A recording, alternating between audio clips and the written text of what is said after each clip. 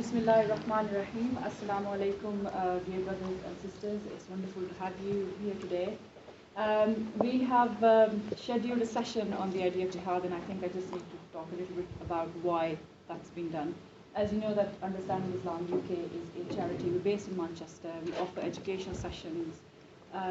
We are not affiliated to any sectarian groups, and therefore belong to sort of a politically neutral space, which is a bit difficult to find in this world, but we like to place ourselves there. And we offer family-friendly and inclusive sessions for women, children, and our brothers who are here today, so everyone can join in the learning of Islam. The reason why we chose the topic of jihad is it came about because of the Peshawar massacre. I don't know if you've heard about it or not, but the Taliban went into a school in Pakistan, in Peshawar, and they killed about 150 children. It was an act of violence, it was brutal, and it shocked the nation, and I think it shocked the entire world. And I suppose as Muslims, we can't really ignore the fact that a religious narrative is being used to legitimize violence. Now, we can either ignore that completely and say this is not Islam, and therefore I will not deal with it, or we can say, yes, we acknowledge that a religious narrative is being used, that religious symbolism is being used, that people who were killing did say Allahu Akbar, they self-identified as Muslims.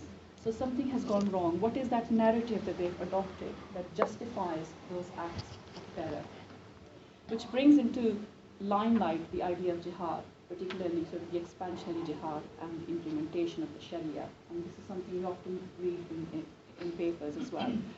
The second thing that happened was the massacre in Paris. As you know, there were 12 cartoonists who were killed in Paris. And this again throws into limelight the question of how would Muslims deal with a situation where somebody deliberately causes offense to the Muslim community. How do we respond to that? So that's a little bit of the background. Now, because at UIUK we believe that the answers lie in the Book of God. We believe in the supremacy of the Quran. We think that is the book we should open to find answers for difficult questions. And that's the reason why we think this session is important.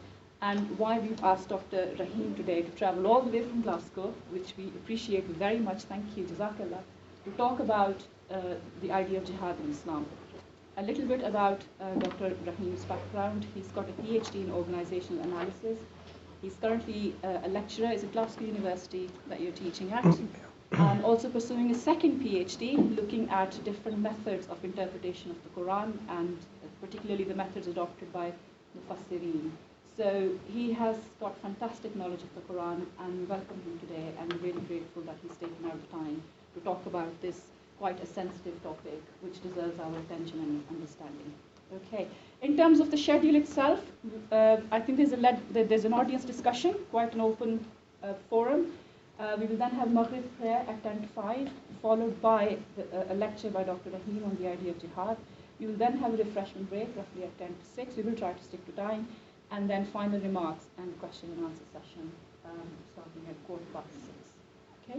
And there are feedback forms on the chairs, and we love to have your feedback, so please do take our time to leave some comments for us.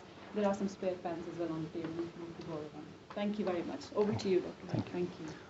Thank you very much, sister. Maybe I should just say that because I always think that the audience have the right to know who the person who are decided to spend 2-3 hours listening to him or her is. So I think I should also add that my studies in Islam is not limited to the second PhD, the so-called second PhD that I'm getting.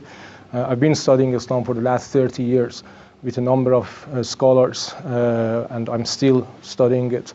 And my PhD is really just writing down what I've already studied in the past many years. So that's where it's coming from.